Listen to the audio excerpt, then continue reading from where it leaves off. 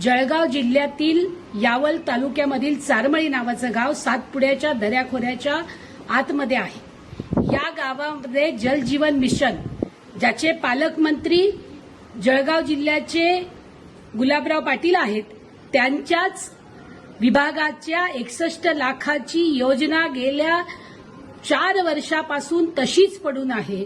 त्या 61 लाखाचा 1 रुपया तिकडे खर्च झालेला नाही। पाण्याची टाकी नाही आणि तिथे असणारी विहीर अर्धवट आहे, कधीही त्याच्यामध्ये लोक जाऊन पडू शकतात आणि ज्या विहिरीमधून पाणी आणता आहे ती जवळजवळ 2 किलोमीटर दूर आहे। सातपुड्यामध्ये ह्या उन्हाळ्यामध्ये हिंस्र पशु प्राणी हे त्या भागामध्ये फिरत असतात। गरोदर बाया आहेत, 2-2 किलोमीटर पायपीट करावी लागते।